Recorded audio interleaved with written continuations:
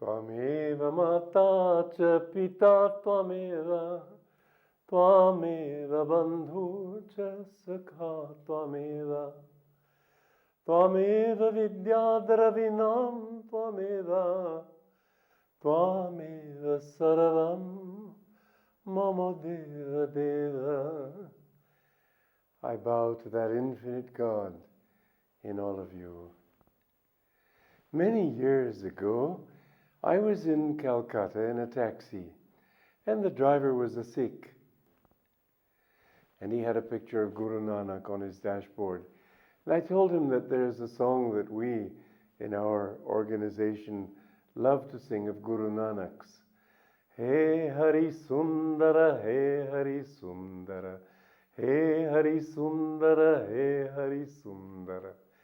Tere charana par shishana mao, Tere charana par shishana mao. Hey Hari Sundara, Hey Hari Sundara, Hey Hari Sundara, Hey Hari Sundara. Bano bano me shamala shamala, Bano bano me shamala shamala. Giri giri me unnata unnata, Giri giri me unnata unnata. Sarita sarita chanchala chanchala, Sarita sarita chanchala chanchala. Sagara sagara gambhira hai, Sagara sagara gambhira hai. Hey Hari Sundara, Hey Hari Sundara, Hey Hari Sundara, Hey Hari Sundara. Tere charana para shirshana mao, Tere charana para shirshana mao. Hey Hari Sundara, Hey Hari Sundara, Hey Hari Sundara, Hey Hari Sundara. Sevaka janake seva seva kara, Sevaka janake seva seva kara. Premi janoke prema prema kara, Premi janoke prema prema kara. Dukhi janoke vedana vedana, Dukhi janoke vedana vedana. Jogi janoke Ananda hai, Jogi janoke Ananda hai. Hey Hari Sundara, Hey Hari Sundara. And I sang this song for him. And I said, we love to sing this song. I was so touched by the response of that taxi driver. He said, naturally, sir, what would life be without singing to God? How wonderful that a taxi driver, just earning money with his meter, could think like that. That's what I love about India. In no other country have I seen love for God as in this country. Love of singing for God. Love of the joy of God. This is what you have. Don't lose it. When I was in India back in the late 50s, early 60s, I was a little worried. And yet I knew that it had to happen. That India had to pass through a materialistic phase. They couldn't just be living in the Dark Ages or the medieval ages. India had to come up. It had to have cars. It had to have television. It had to have all these things. I was a little bit worried, but not too worried. And I'll tell you why I wasn't too worried. I remember getting off the plane here in New Delhi one time, many years ago. And I was surrounded by darkness. It was late at night. All the people in the bus were tourists, American, Western tourists. Not a single visual impression to make me feel that I was in India, except the bus was a bit somewhat rattly. I was going to Connaught Circus. There wasn't any outward thing that made me feel I was in India. And yet somehow out of the soil, I felt this joy, this power that the rishis have implanted in this earth.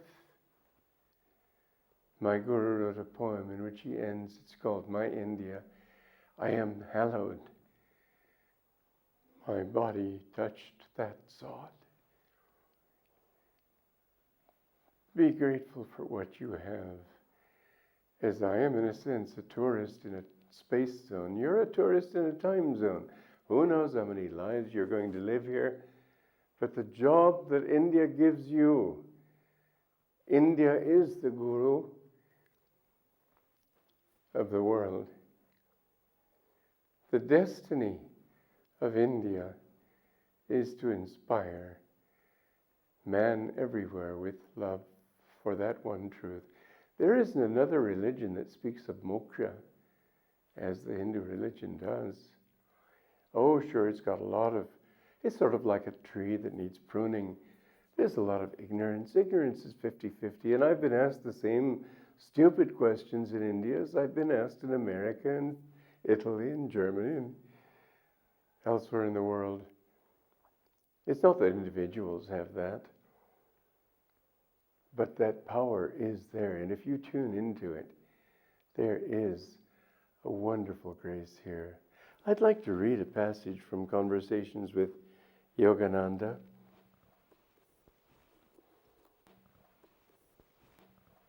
A visitor, the master told us, asked me yesterday, who made God? Many ask that question. That is because they live in the realm of causation. Everything, to their way of thinking, must have a cause, since that is how everything happens in this world. God, however, is the supreme cause. He has no need of being caused or created. He is the very cause of causation. The truth is, nothing is really created anyway. The Spirit simply manifests the universe. Ultimately, nothing causes anything, for nothing in actuality is even happening. Now, this consciousness that God is the only reality, that's the only underlying all the changes, all the waves on the ocean of time, on the ocean of space, underlying all of that, there's that one reality. Don't let the realities, the seeming realities, which are not really realities at all, don't let them take precedence in your life. Understand that behind it all there is a self that is watching and always saying, when will you come home? When will you get tired of this great play that you're enjoying so much? When will it finally sicken and tire you? Because every single fulfillment that you achieve in life has to end in a disappointment. You know, because the world is even like the ocean, the waves, every time there's an up wave, there has to be a down wave. Everything is duality. Everything is dvaita. That means that for every plus, there's a minus. That means that for every success, there's going to be a failure. For every fulfillment, there's going to be a disappointment. You cannot get away from that. That's what life is all about.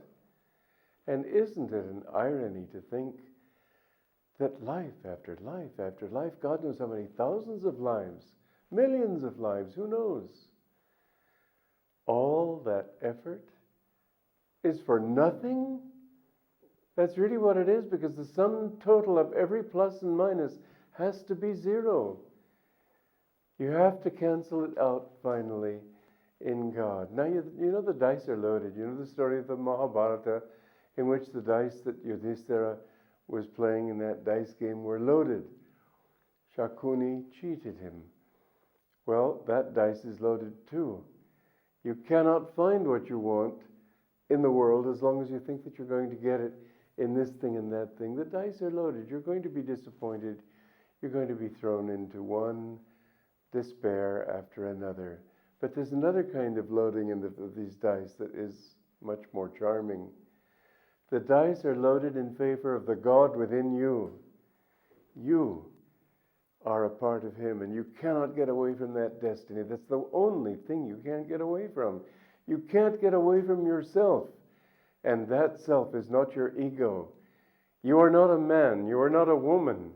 You are not Indian. You are not American. You are not human. You are the infinite spirit.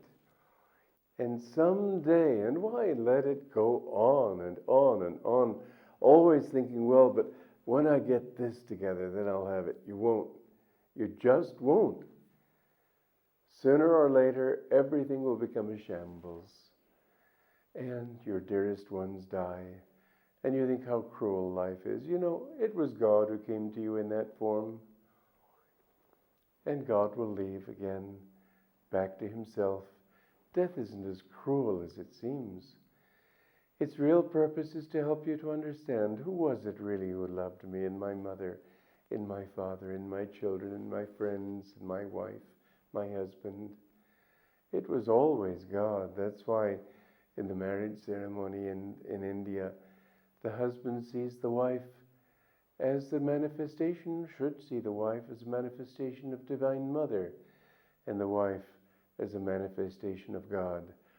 And that certain dignity that you find in that kind of marriage leads to a much deeper love than the passion that people get so drunk with. And the more the passion, the more the unhappiness. The more the ups and emotional glee in marriage, the more the disappointment and unhappiness. The secret to happiness is even-mindedness.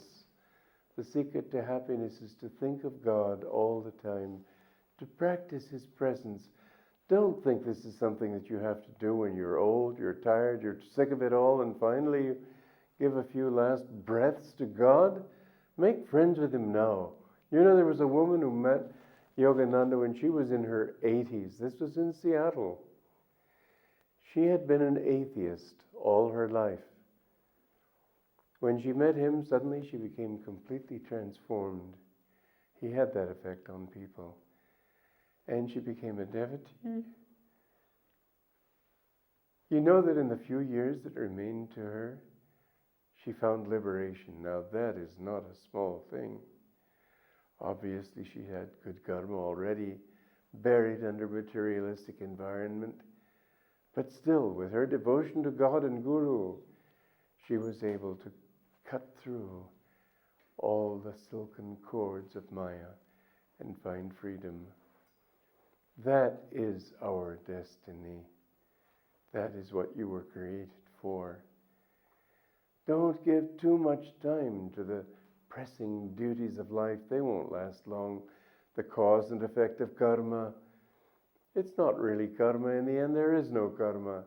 There is only that one. But as long as you're acting, you might as well act in the right way and do the right things. And this is getting good karma. And if you work in the wrong way, you get bad karma. And that creates a veil over your mind so that you don't see things clearly anymore. And so karma prevents you. But it's only your own actions and your own dream thoughts. In the end, every soul is pure. You are as good as Krishna and Rama and Yogananda and all the great masters who ever lived.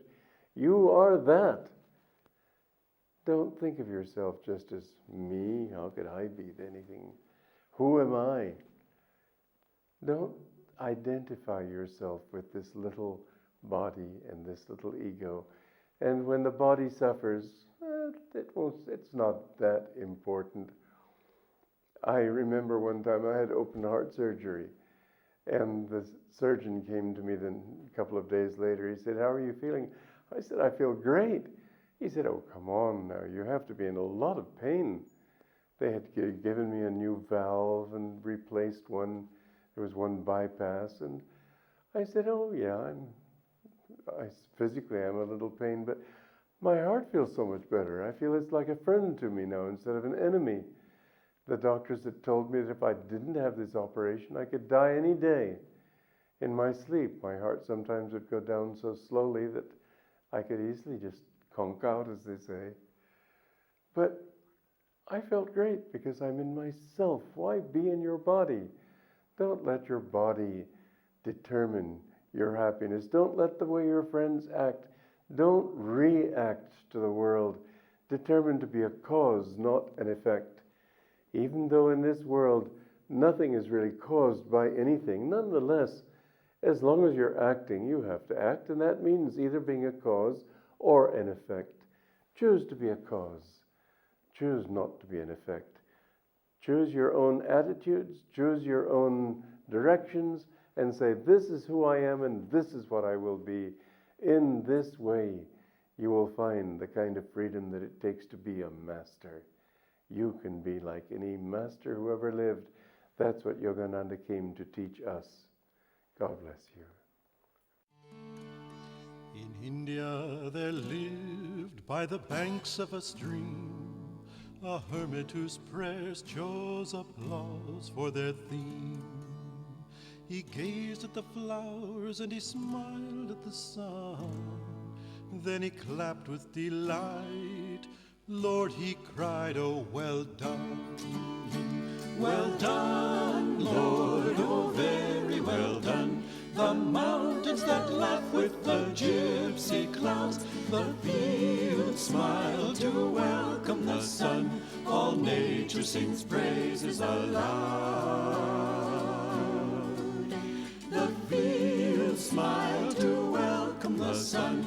All nature sings praises aloud.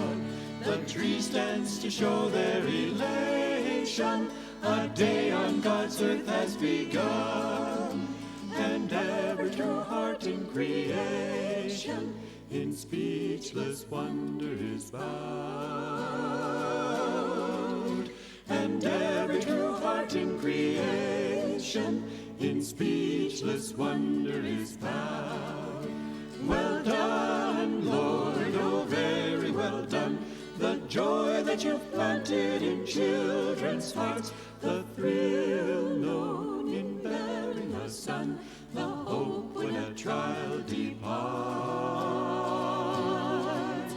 The thrill known in bearing a son, the hope when a trial departs.